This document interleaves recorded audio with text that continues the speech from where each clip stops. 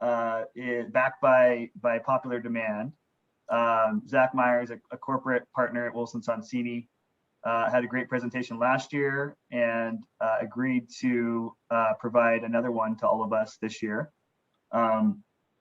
Zach, before I turn it over to you, also wanted to quickly thank our great judges, Pridna, Bud, and Ryan. Really great feedback. I think helped, based on the reactions I could see from the companies, got some wheels spinning. So thank you all. So with that, we'll resume at 1 with the pitches. And now I'll turn over to you, Zach, for the corporate law presentation. Perfect. Sounds great. And thank you so much, Matt. I'm just going to go ahead and share my screen. And today's presentation is really going to focus on financing trends and strategies for early stage companies. So bear with me for 1 minute just as I get this going here. So just before we began, I was just going to spend a minute just kind of talking about who Wilson Sonsini is. Many of you may already have some background, but we're a firm that specializes in life sciences and technology. I have a particular focus in life sciences, and we like to scale with clients literally from day one, from companies that are being spun out of universities on the life sciences side, that are just starting to raise venture capital, all the way into the second circle where companies go public, and then ultimately when they're multi-billion-dollar companies and get sold. We work with, just in case you're not familiar, more companies that receive venture capital financing than any other firm. We do more US IPOs than any other firm, do more M&A, and we advise more than 300 public companies and 3,000 private companies on corporate law, patent law, securities, corporate governance, really all aspects of the things that impact life sciences clients today. I mentioned earlier, but we just do more venture capital rounds, and that's on the company side. So we're really out there helping connect companies with venture capitalists. We're helping them facilitate their rounds as they're raising money, whether they be early stage rounds with angel investors, to VC rounds, to later stage rounds that include IPOs. But we just do more of this than any other firm that's out there. Just in case you're not familiar with where we are, we're in strategic locations across the world that are really hubs for technology and life sciences. Very, very strong presence on the West Coast in Boston, in New York, and then strategic offices both in Asia and then in Europe as well. Some of the life sciences clients that you may know, companies like Juno Therapeutics, Illumina, Align. We've worked with many of these clients literally from day one, incorporating them all the way through taking them public, and then in some cases ultimately selling them. And no client is too early. Literally, we've worked with clients one day, out of their PhD programs that are looking with a new idea to start a company and raise venture capital funding. We also have the ability to connect startups with investors. We have great relationships with many of the big venture capital firms that you've seen. And when the time is right, we usually like to help facilitate introductions. We also have events where clients of the firm can get to meet with some of the great investors that are out there. And that really helps them grow, scale their businesses, and add that institutional credibility and that institutional knowledge that comes from working with a big, sophisticated venture capital firm. Southern California is very, very important to the venture capital ecosystem in the US. It's the third largest venture capital ecosystem and growing rapidly. The growth in Southern California, just far exceeds many of the other areas of the company. There's an unbelievable universe of universities. In LA, schools like Caltech, UCLA, USC, and many, many others are spinning off absolutely fantastic companies and really give a start to many of the life sciences companies that we see today. So with that, I'm just going to launch into the presentation and happy to address questions as we get a little bit later on. But just wanted to start with, at the most basic level, how we look at financings and how we really decide on the type of financing that's right for a particular client. And that really is going to depend on three things. It's going to depend on how much money you're planning to raise. If you're planning to raise $50,000, that financing is going to look very, very different from a company that's looking to raise $50 million, for instance. So number one, the amount of money that you're looking to raise. Number two, where is that money coming from? Is it coming from angel investors? Is it coming from sophisticated venture capital investors? Is it coming from friends and family? Really, the source of that money is going to drive the type of security, the type of financing that you would consider doing. And the last thing is, with respect to investors in the company, what types of rights the investors are looking to receive in the company. Are they looking to receive board rights and control of the company? Or are they looking to receive, just discounts on the next round? So the types of rights that you're looking to give away. And really a lot of this, just as we go through this, is really going to depend on those three questions. And I look at it in a couple different buckets.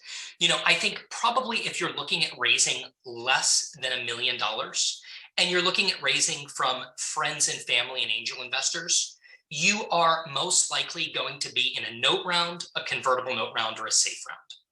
And we'll go through kind of when each of those different buckets are appropriate. And then over $1 million, you start to have an equity discussion. You're looking at that point at a priced equity round.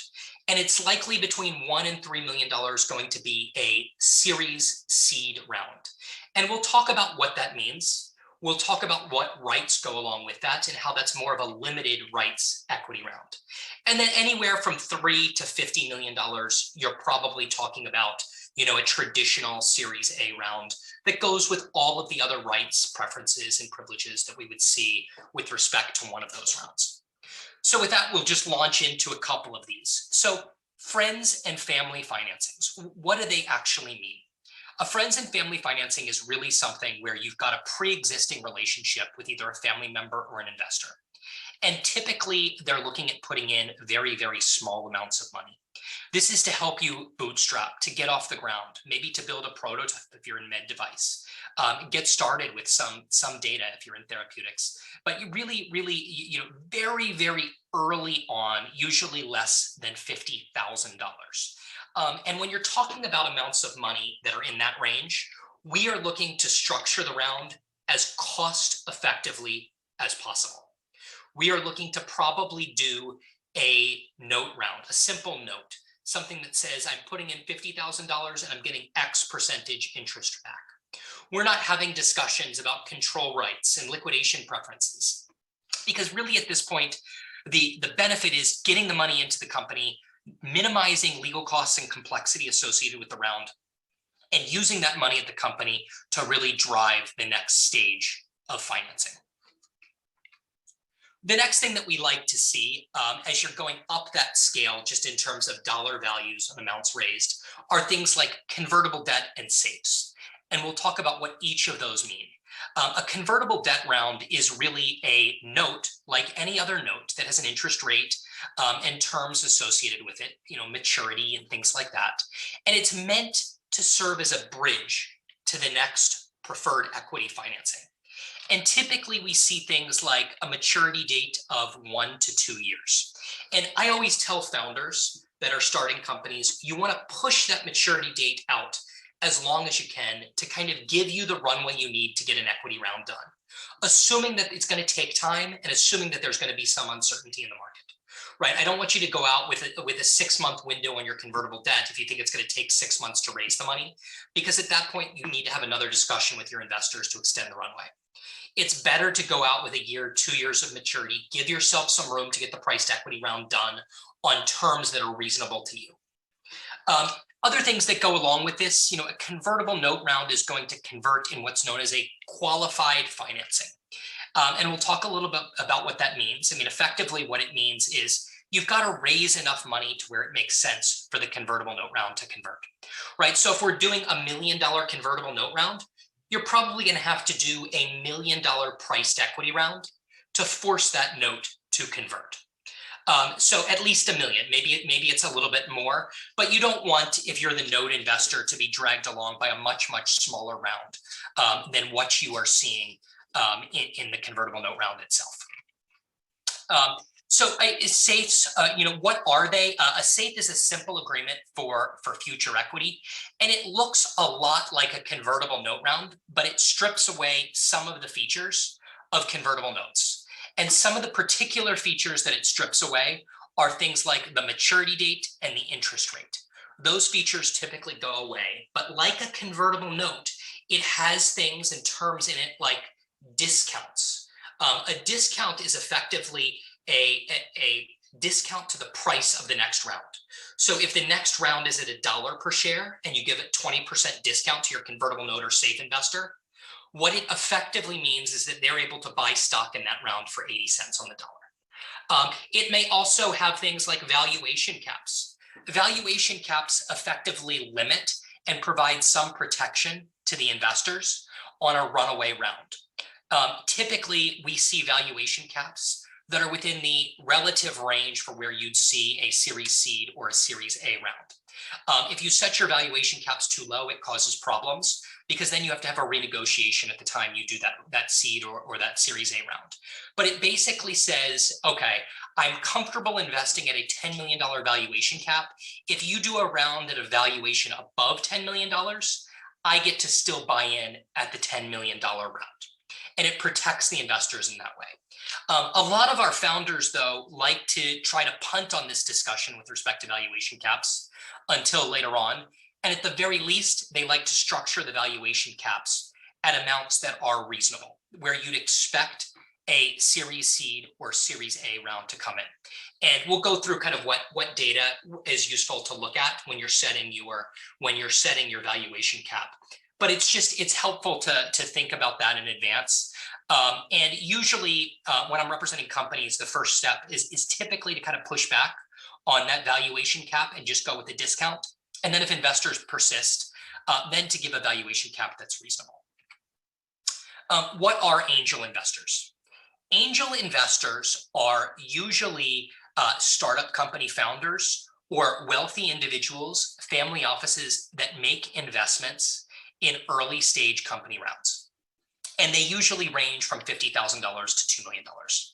And it can come from a single investor, a single angel, or angel groups. And in Southern California, there are a number of angel groups that are out there that participate. In LA, there are tons of them, and there are tons of individual angels that are out there. What I would say is that with respect to angels, angels come in all flavors and varieties. And you really need to do your diligence just with respect to angels, much as they do their diligence on you. You want to make sure they're a good fit for the company. Some angels are fantastic and can add a lot of strategic value, and others can be problematic and can try to take control of the company. And you want to work with the good ones, the ones that really understand the benefits that they bring to the table, help you grow the business, and help you really get to that next round of funding. And luckily, a lot of my clients have worked with terrific angels along the way. Many of them have had incredibly successful exits in the past and can help serve as a sounding board to founders, can help introduce them to other angels and other people that can really fund the company as it goes along the way, and can help make introductions to venture capitalists. So angels can be immensely valuable. Usually they are looking to invest either in convertible note rounds, in safe rounds, or priced equity rounds, really depending on the size. And with those different types of rounds come different control rights. And we'll talk about those as we get a little bit further along. Seed round. So what is a seed round? A seed round is a limited rights priced equity financing. And it's limited rights because it doesn't go with all of the terms, the rights, preferences, and privileges that you would see in a traditional Series A venture capital round. And what are some of those rights that are omitted? They're typically things like registration rights. Registration rights for a seed round investor really aren't that important because you're not going to be going public typically after your seed round. So usually you sometimes see the document simplified by omitting 20 pages of registration rights. They can be things like anti-dilution protection, a more limited set of protective provisions. A lot of times you may even eliminate things like a voting agreement and have more simplified reps and warranties. And they're trying to actually serve the purpose of keeping the cost of the round at a reasonable amount while providing investors with the rights that they need given the scope and size of the financing. I mentioned we typically see these probably in the $1 to $3 million range. Sources of investors in this round are angels, friends, and family. But typically the discussion is starting once we get above that $1 million level. In terms of control rights, we do typically see a board seat along with some participation rights and some protected provisions that accompany these seed rounds. Although I must say that they are more limited than what we would see in a traditional venture capital financing. And then also just with respect to liquidation preference, it's almost universal that seed rounds are going to be 1x non-participating liquidation preference. And what that effectively means is that investors get their money back in the event of a downside scenario. And then in an upside scenario, they have the ability to effectively convert to common and participate on the upside. So they've got their protection on the downside, and then in an upside, they get to convert to common and participate and be the same as a common stockholder. Series A venture capital rounds. So usually this is starting, a Series A round is usually your first institutional round. So we like to save the name Series A for when you've got your first VC partner. And a couple things that I'll just mention here. Just like the angel investors, you're going to want to make sure you're working with a VC that you have good experiences with, that you interact well with. You should think of it like a marriage. This is a relationship with this person that is going to continue going forward. And you're going to be bouncing ideas off of them. They're going to stick around and help you grow the company. They're going to be at all of your board meetings. Really, they are critical to the future success of the company. So you want to make sure that relationship works. You want to talk to other partners in the firms, and you want to talk to portfolio companies that have worked with them before. And you want to make sure they're going to have the right level of involvement and time to work with your company. Key parts of a Series A venture capital round that you should just be aware of. It is a priced equity round, so we're setting a valuation on the company. And when VCs talk about valuation, for those of you who aren't familiar, they talk about it in two ways. They talk about the pre-money valuation, which is the valuation before the financing. And they talk about the, quote, post-money valuation, which is the valuation following the financing. And one of the ways that you really think about it is this. If the pre-money valuation is $10 million and you're raising a round of $5 million, at the simplest possible level, with no notes or anything else, the post-money valuation is $15 million. And for that $5 million on a post of 15, you're effectively giving away a third of the company, $5 million over the 15 million. There are a couple other things, though, that go into valuation that you need to think about. And one is the size of the option pool. The VCs will force you to take an option pool because they know that you're going to have to make key strategic hires along the way. The size of that option pool is a negotiation, though, between you as a company founder and the VC. And you need to go into that discussion armed with an option budget. You need to be able to lay out to the VC who are the key hires that you're going to need in your business in order to grow and scale the business until you get to your next value inflection point. VCs may try to force you to take an option pool that's larger than what you would otherwise want to take or be comfortable taking. And the reason for that is because the valuation is going to be impacted by the size of that option pool. And if a VC can force you to take a larger option pool in connection with the financing, all of that additional dilution is going to be spread across the founding team and not the VC. The VC is going to force the option pool into the pre-money valuation. So you need to go armed with an option budget into that discussion. The dividends in life sciences rounds, especially early rounds, are non-cumulative. I would say that in West Coast venture capital financings, dividends really just don't juice the return. Nobody invests for a 6% return, a 6% cumulative dividend. And you really don't want to give those rights up early on because after time, when you raise significantly more money, dividends can have an impact. But early stage, almost exclusively no dividends, non-cumulative. Liquidation preference comes in many different flavors, but what you want to see in an early stage venture capital round is what we mentioned with respect to the Series seed rounds, which is 1x non-participating. And yes, we can talk about caps and participation. You want to really avoid those in these early stage rounds. Anti-dilution goes along with a Series seed round. It doesn't mean, though, what some founders think it means, which is anti-dilution effectively means that if you sell a price per share below the price in the last round, there's going to be some adjustment. It doesn't mean that you get to guarantee your certain percentage of the company forever and ever going forward.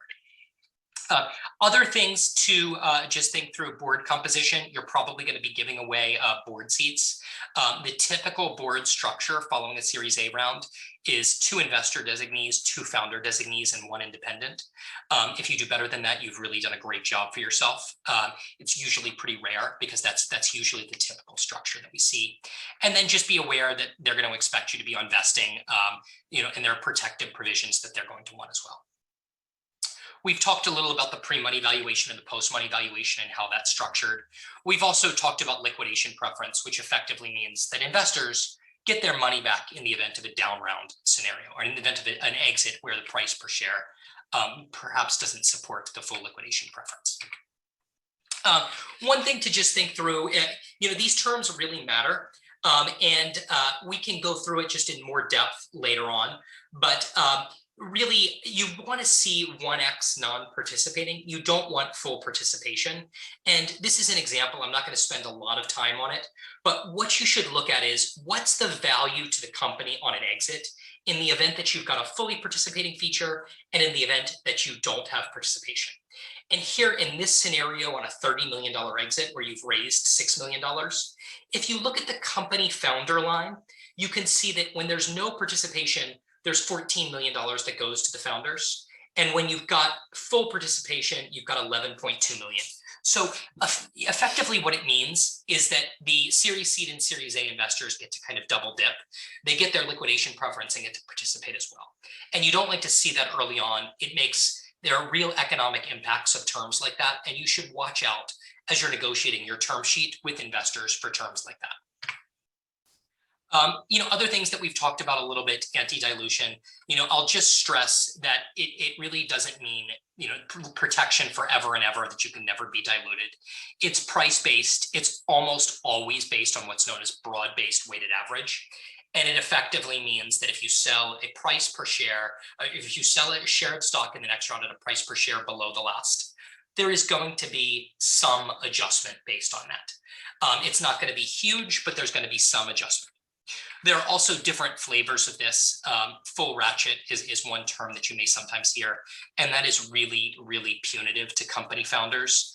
That term effectively means that if you sell 1 share below the price per share of the last round, that the entire round is adjusted down. Really punitive to company founders and their ownership. Board rights, just wanted to chat about this briefly.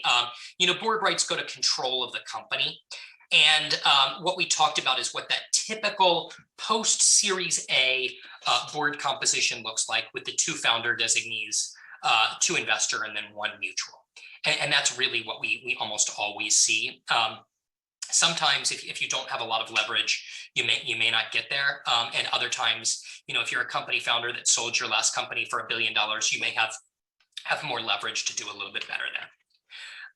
Other things you may hear about are things called protective provisions. And they are rights at the stockholder level where VCs may have blocking rights. They may have a block over you selling the company, issuing additional preferred securities, increasing the option pool, taking away their rights that they have, changing the size of the board because it goes to the fundamental bargain that you've struck as part of your round. So those are typical protective provisions, or quote blocking rights, that we would see in a Series A financing. Just want to spend a minute to share with you some great resources that we have that are free. You can go to Wilson Sonsini's website, and we've got a fantastic term sheet generator that you can play around with that really goes through a lot of the terms that you would see in a priced equity round. I would say that the term sheet generator is extremely robust and has the ability to kind of overly complicate a deal, but it's there just in case you've got really unique kind of terms that you're working through. It's helpful to play around with, but I would probably not rely on this if you're actually going to generate a term sheet for a round, unless you're probably a corporate lawyer and you've done it before, because it does have the ability to get extremely, extremely complex, where you may not want that level of complexity. Other things that are really helpful, we publish every quarter an entrepreneur's report that tracks deal data that we're seeing. And we do more venture capital rounds than any other firm. We represent companies that are receiving more venture capital financing.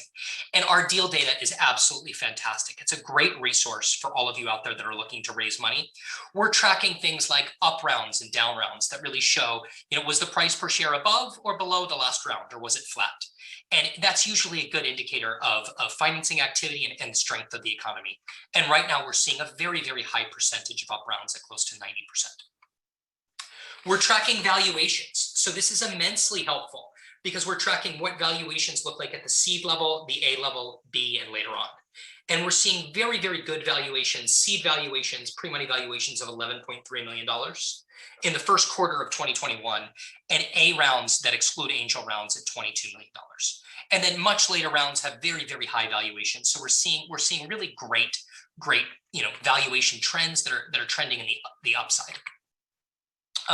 Mentioned it's called the Entrepreneur's Report. It's available for free on our website. Absolutely terrific resource. If you're going into negotiations with a VC, I would urge you to take a look at this beforehand. And with that, I'm just going to turn back and stop sharing my screen and see if there are any questions that have been asked in the Q&A so far. So hold on one second. I think so far everybody just wants your slides, Zach. Yep. And not a problem. I can circulate those to the group after the call. Great. The slides are all available as a download, and then these reports are all available on Wilson Sonsini's website.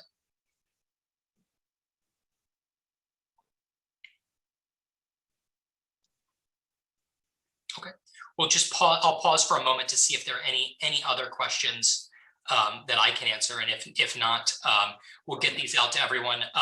Obviously, Matt and I are both available to the extent that folks on the line have questions, and we're happy to assist with companies that are looking to grow, scale, and raise money.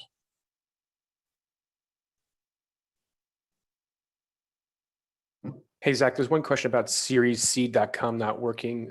Maybe it was the URL, or is there a different URL you have? I can look. It's possible that website is down for some reason. I don't know. There used to be Series C documents that were available at that website that became kind of almost standard. We'll double check our link. If there is a new link, we'll include it in the presentation that goes out to investors and folks that are attending.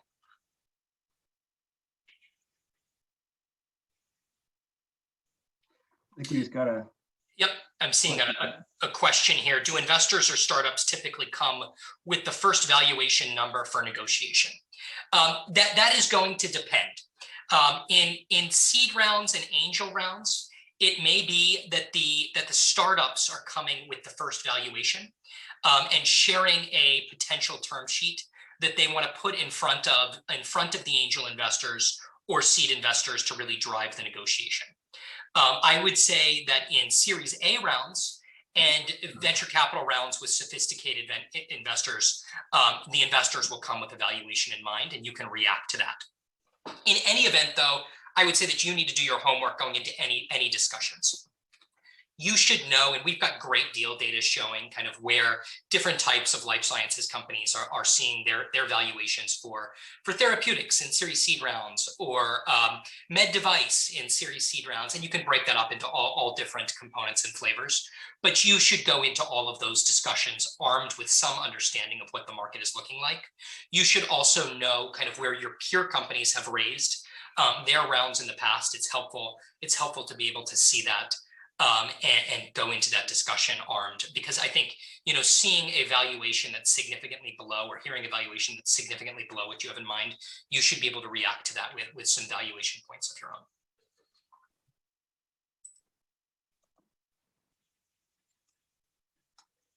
own.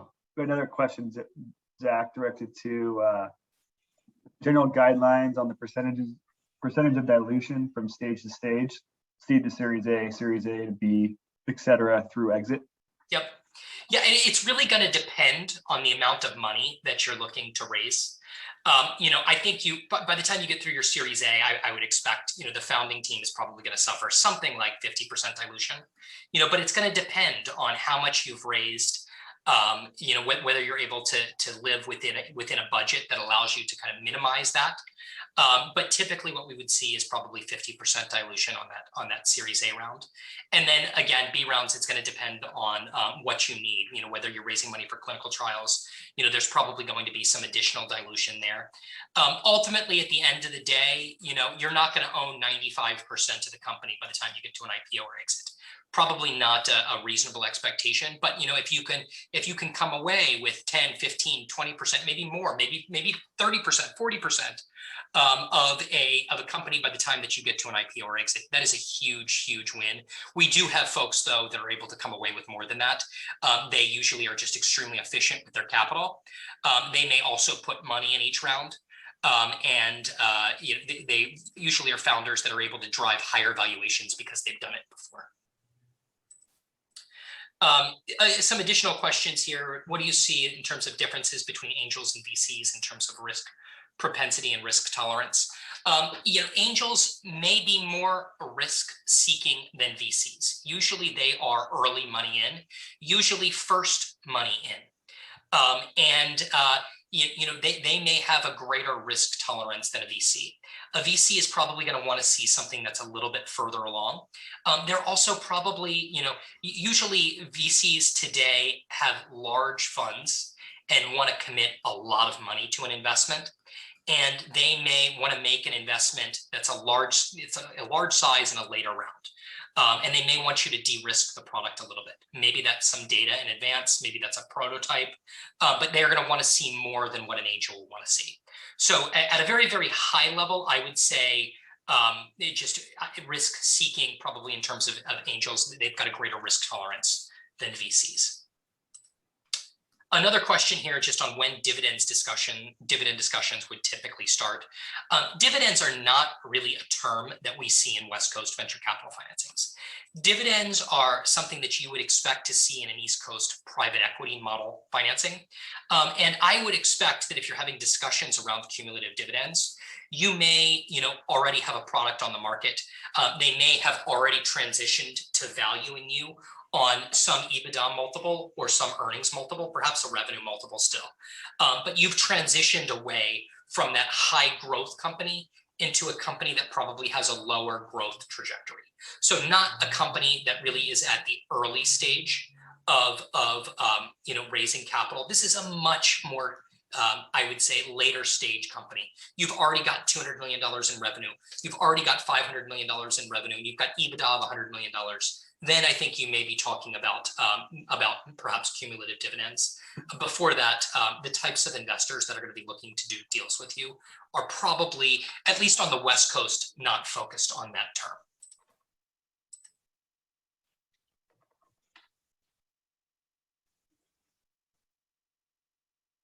Okay. I'll just pause for another second. I know folks have been typing out. It looks like we got one question on the panelist side. Zach, is good question. Is a SAFE preferred to convertible note for a seed round? Yep. From a founder's perspective, I think the question is.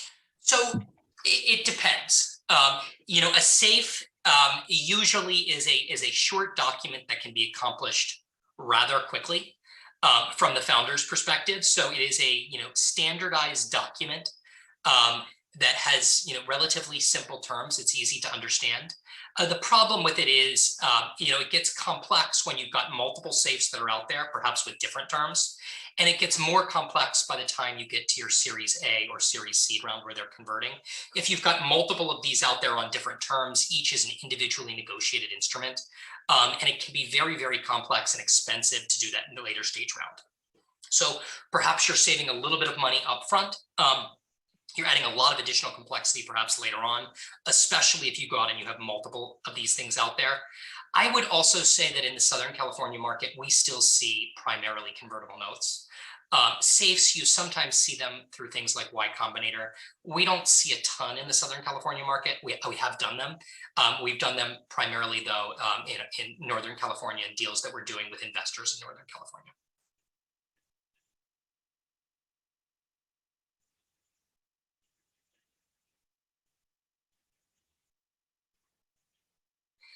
One of the questions that's coming in from the panelists just is on our entrepreneurs report.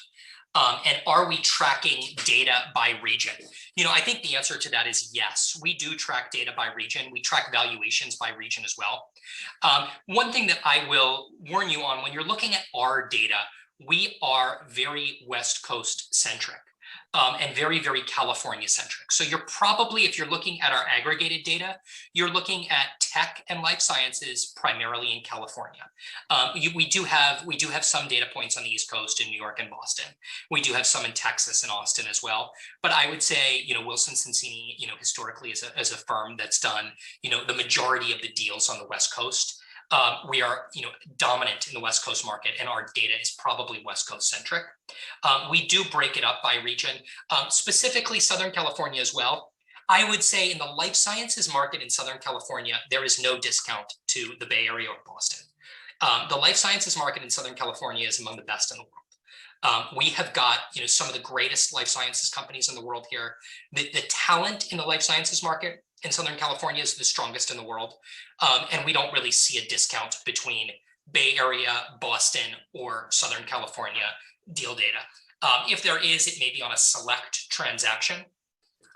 But generally speaking, you are and are able to get perhaps the highest valuations in the world here, just as you would be in the Bay Area or in Boston, perhaps slight discounts on some deals, but very, very solid valuations that we're seeing, especially with some of the premier companies that we work with.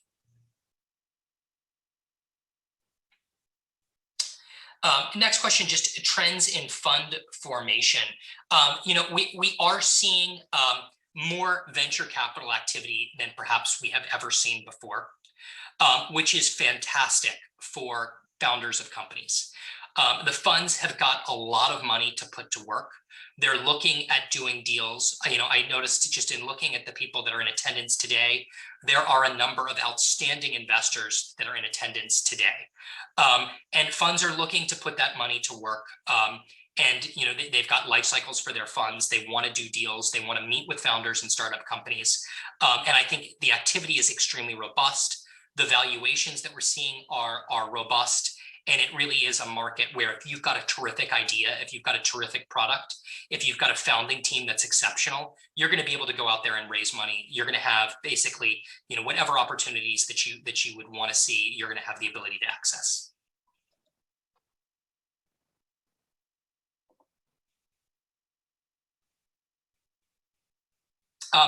There's a question just on micro funds in LA.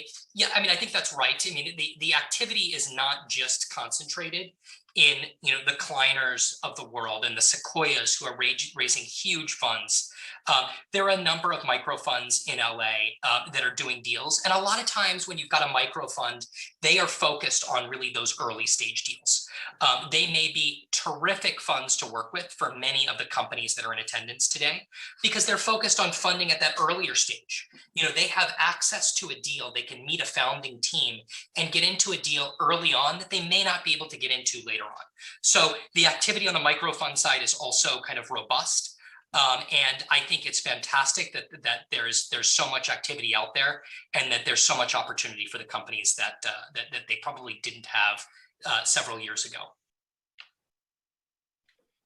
One question here, Zach, too, an easy one. Should a company incorporate in Delaware despite its West Coast presence? The answer is absolutely yes. I think probably all of the companies that Matt and I work with are Delaware companies. There are reasons for that. A well-established body of corporate law. Investors and VCs are familiar with Delaware. They understand the rules. They may also be familiar with the company and their state of incorporation, but everyone is familiar with Delaware. I would say, it would be a very unusual situation for us to incorporate a company in California. It would be something like, a business that would be not a very Wilson Sonsini business, a business that would be, like you're starting a dry cleaners, you're starting, a restaurant, something like that is probably fine for incorporation in California. But the high growth, very, very exciting life sciences companies that Matt and I work with, 99% are incorporated in Delaware, and the 1% that aren't, by the time they get to their first institutional round, will be reincorporated in Delaware. A question coming in just on issues with the switch from pre-money safes to post-money safes in the same company. I would tell you, I mean, one of the problems with safes is exactly this. It's that, you have multiple safes out there with different valuations. That creates a ton of complexity. If you're going from pre-money valuations to post-money valuations, it makes it very, very challenging where you've almost got to be an investment banker to do the term sheet in connection with the financing. To the extent that you can even pull one together. If you've got multiple terms that are all over the place where you're holding different variables steady, it makes it almost impossible to get a term sheet for the round. Especially if you've got 4, 5, 6 safes out there. It also adds a lot of complexity to the deal because then you're going to have multiple series of shadow preferred that are going to exist as part of that financing. So now we are just making it very, very challenging and expensive to do the series seed round. I would stick to basically one. Stick to pre-money valuation with respect to the safe or post wherever you're coming out, but stick to it and don't change the valuation later on. Otherwise, it becomes kind of just a nightmare by the time you get to your next financing round.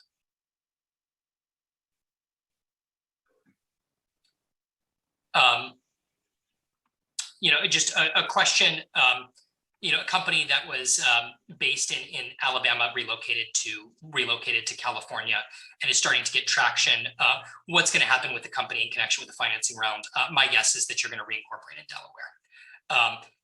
We don't see a lot of companies that are formed and that are getting financed in Alabama. There's probably nothing wrong with the corporate law. Investors just aren't familiar with it. It doesn't have the same body of case law that you would see in Delaware. And my guess is that in connection with the financing, investors are going to require you to relocate, redomicile in Delaware.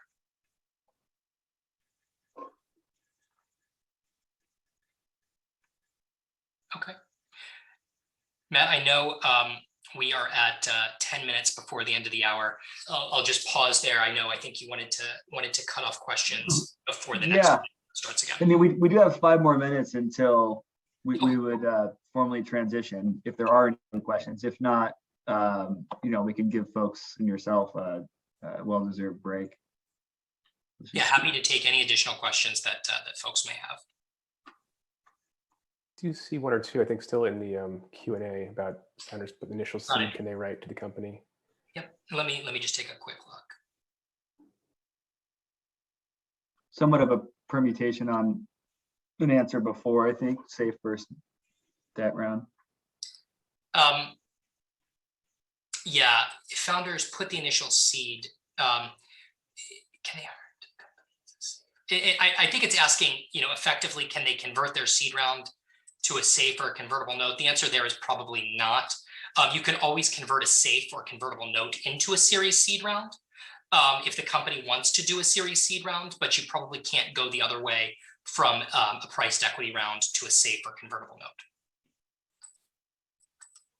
Next one here is a safe preferred to convertible note for a convertible debt for a seed round. I would say we probably see significantly more convertible notes than we do safes. From the company perspective, you may save some money and legal costs later on. The key really is to keep it reasonable, get everyone on the same terms. A convertible note round typically is on the same terms, and safes are just instruments that they tend to be more one-off. And because they're one-off, to the extent that you change the terms from person to person, you're just adding in a bunch of additional complexity. Differences in working with investors in the Middle East versus the US. Yeah, so there can be some additional complexity that comes with working with investors located outside of the United States. They may be used to seeing different deal terms. They may be used to seeing terms like cumulative preferred stock. The other thing to keep in mind, investors from certain countries, depending on where they're from, and just generally outside of the United States, you introduce a CFIUS review into that process. CFIUS is the Committee on Foreign Investment in the US. Adds some complexity to your deal. It requires some additional analysis and may also require CFIUS filings in connection with the financing. So there's some additional complexity there. There's not a ton, and you can get the deal done, but it does add to the time and cost of doing the deal. And in addition to that, those investors may just have different expectations with respect to terms. And the one that I did point out was with respect to dividends. Full ratchet anti-dilution protection, and a question just on what that means. This is a really, really punitive term for a company founder. It effectively means that if you do a round and you raise $100 million and you sell one share of stock to somebody at a price per share below the price in the last round, that $100 million round, the entire round, gets adjusted down in price to further dilute likely the common holders and the company founders. So extremely, extremely punitive term. We almost never see it. You want to keep this out. I mean, the times that Matt and I really saw stuff like this were 2009. The bubble bursting in 2000. You almost never see a term like this. Some additional questions are also just coming in the chat. So I'll pause for a second just so I can read these. You can't do all that at once. I can't. I'm going back and forth between the Q&A and the chat. Perfect. Well, I think that's it. The slides will definitely be available. We'll check on the the web link for the Series C docs. But really appreciate it. Again, my contact information is here. Happy to answer any questions. Feel free to shoot me an email, give me a call, and reach out. We'd love to hear from you, and good luck with your companies and all of your fundraising activity.